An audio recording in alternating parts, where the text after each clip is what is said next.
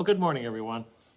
I'm glad you could join me again this morning for another Virtues Pick and a little study of the Virtues Guide.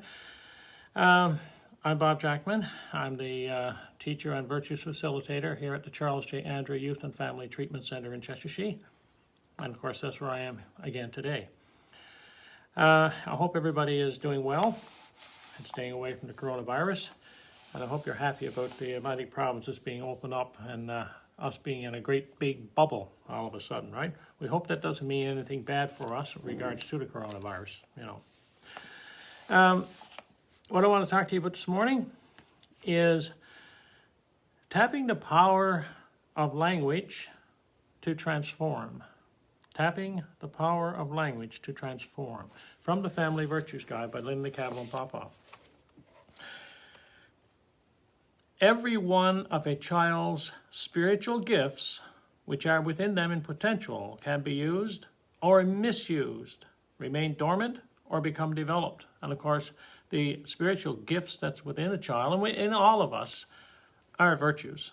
For example, if a child has a natural tendency for high energy and wants more of everything, more time to play, more ice cream, more books to read, this can develop into enthusiasm, devotion, and purposefulness. Or, if mislabeled and criticized, can lead to greed, aggression, and selfishness. "You're so greedy," labels the child and gives her that as a life script, whereas calling her to a virtue brings her to awareness of what she can learn. "You need to practice some moderation with that chocolate." Or, "You are really enthusiastic about reading tonight, Susie. It will take some self-discipline just to have 2 stories read instead of 3 tonight. Won't it?" It reminds me of my grandson, when he comes to stay with us. But now he's 6 years old. He reads to me. And he loves reading, so we kind of have to say, yeah, just 2 books tonight. Every child is potentially the light of the world and its darkness. A child who has a strong personality can become a leader or a bully, depending on how he sees himself mirrored in a parent's eyes. See how important it is? See the important job that a parent has? A child can be a leader or a bully. And we have to make sure that he doesn't become the bully, right? What determines the difference is how he is trained and educated, the images and models he is exposed to, and the parent's skill at challenging and directing his natural tendencies. The extraordinary responses one sees from both children and adults when naming their virtues are linked to the fact that the virtues are the attributes of the soul, and we believe it is the soul which responds. A television interviewer once said, "How can you turn away when you are being called by your true names?" Virtues are also the language of the soul. We know of countless examples of how powerfully people respond to having their virtues acknowledged, perhaps for the first time. A group of young offenders in a virtues sharing circle in prison began to cry and open up when their virtues were acknowledged by each other, the facilitator, and the corrections officer who was standing guard. Listen to this one. A 12-year-old girl who had committed murder in order to join a gang at the age of 10 said, "I knew I would need a new lifestyle when I get out of prison. Now I know what it's going to be. I'm going to live by the virtues. They are my gifts. They're me." Is that amazing? So you see how the language of the virtues can actually transform people, When you look at a child and say, "Wow, you're being so patient today," and you get a smile on the child's face, right? And when you call them by their virtues, it definitely makes a difference, So what the virtue then that I selected for today, based on our little study there, is the virtue of moderation. The virtue of moderation. Here's the quote. One who lives without looking for pleasures, his senses well controlled, moderate in his food, faithful and strong, the tempter will certainly not overthrow any more than the wind throws down a rock mountain. So having control of your senses. So what exactly is moderation? Moderation is creating balance in your life. It means you don't do the same thing all the time. Work all the time or playing all the time is not being moderate. Being moderate is studying enough, playing enough, working enough, and resting enough. Moderation is stopping before you go overboard. It is using self-discipline to keep from overdoing. Too little of something is as immoderate as too much. People who talk too much can be disruptive. People who talk too much can be disruptive. People who don't talk much at all get ignored. And when there is a discussion, their special way of thinking about things is missing. Sometimes that's, when you're in a meeting that, you go around a circle kind of thing and give everybody an opportunity to speak at least, right? Moderation is what keeps us from being blown away in the wind of our desires. I think of moderation, I think of screen time too, especially children. My goodness, if you leave them alone, they'd be on their screens always, right? They'd even go to bed with them. So why should we practice moderation? Without moderation, people go to one extreme or the other. Either they ask for too much and then waste it, or deny themselves and don't have what they need to grow healthy in body and spirit. Without moderation, people can get swept away and damage themselves by things like drugs and alcohol. Without moderation, people can become greedy. Other people get mad when they take too much food, talk too much, hang around too much, or sleep too much. Without moderation, people don't do enough. Other people feel hurt when they don't do their share of the work, won't talk, or don't want to play because they're too tired. Without moderation, we can forget what enough means and overdo. We can start getting addicted to things and want more and more. Even things you like can hurt you if you have too much, like too much television or too much chocolate. When we have too much of something, we can find ourselves out of control. Again, of course, screen time, watching videos. These videos on YouTube. You watch one and that one leads to another, which leads to another, which leads to another. You have to say, that's it. I'm not watching any more, right? You bring in the virtue of moderation and start practicing it. Moderation keeps us from being controlled by our desires. When we practice moderation, we create a sense of balance in our lives. With moderation, we are much more likely to get what we actually need. When we practice moderation, other people benefit too. How do you practice moderation?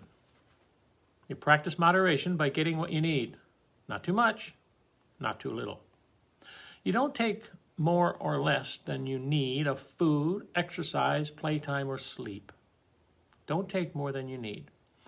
Learning your own limits is the first step of practicing moderation. What is too much or too little for you? People are different.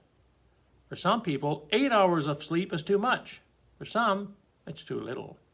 For children in particular, especially, kindergarten, they need 10 to 12 hours sleep a night, because in order for them to be at their best in the morning when they go to school, they have to have their sleep, Whereas for me, 6 hours is probably plenty, Any more than that is indulging. Then you practice wisdom and self-discipline to be sure that you get what you need. If you need 9 hours of sleep to be healthy, make sure that you get those 9 hours. Self-discipline helps you to stop yourself before things go too far. If eating 6 helpings of chocolate cake is past your limit, then maybe 2 would be kinder to your stomach. Not to mention other eaters who might want a piece of cake as well, right? Or a piece of chocolate, you know. Watch yourself to see if you are getting addicted to anything. It could be TV or computer games or a food or a person. Ask yourself what balance you need so that having more and more of something doesn't start to rule your life. When you practice moderation, you're content to have what you need. The signs of success. Congratulations, you are practicing moderation when you know what you need and get enough, no more, no less. When you take care of your health by getting enough of what you need. When you are content with enough. When you use self-discipline to stop yourself from overdoing. When you have a balance in your life between work and play. When you know your limits and set boundaries for yourself. And here's the affirmation. Say this to yourself. I am moderate. I am thankful and content to get what I need.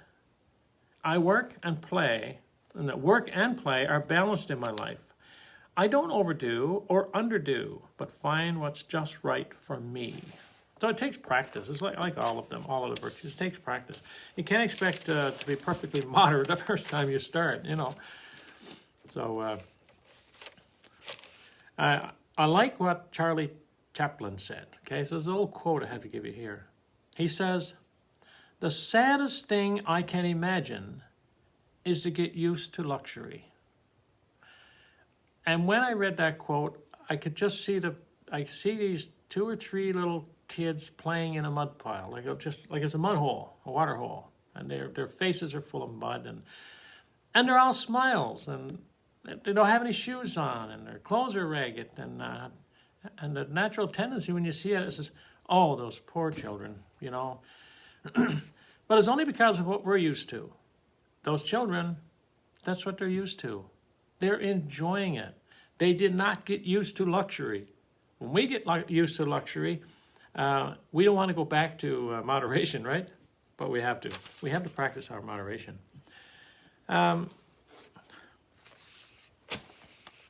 Easy does it. That's a slogan of Alcoholics Anonymous. Easy does it. In other words, don't overdo, but do something. Moderation is the silken string running through the pearl chain of all virtues. Hear that? Moderation is the silken string running through the pearl chain of all virtues. So even with the virtues, you don't want to overindulge. You don't want to overdo it, right? Here's another one. It's anonymous, but it says, enough is enough. Now, you've already had 2 pieces of chocolate cake, right? You know, you're not getting another one. This one is simply Terence. It says, moderation in all things. You know, even in work, some people can become workaholics. In other words, they get their pleasure out of the work that they do, and so they're constantly working, and sometimes late into the night they're still working, and, you know, so you can get addicted to work as well, right? The best of blessings, a contented mind, by someone by the name of Horace. The best blessings, a contented mind. So when you're practicing moderation, it seems like that's your best blessings, right? Just as nature needs balance, people need balance. Ann Wilson Schaaf. And I've heard this one a lot. It says, we are not human doings, we are human beings. John Bradshaw. We are not human doings, we are human beings. Some things to think about.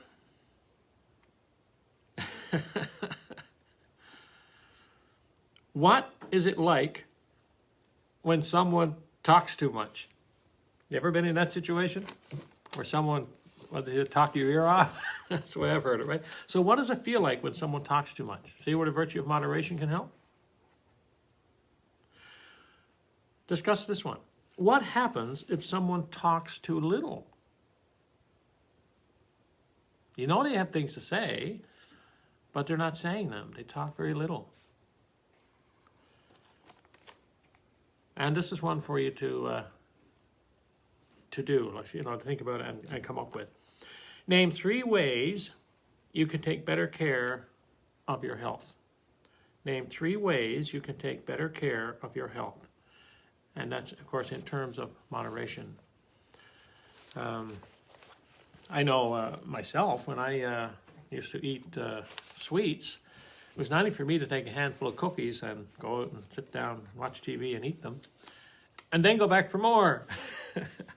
So I definitely needed to practice the virtue of moderation. That's what I had to do.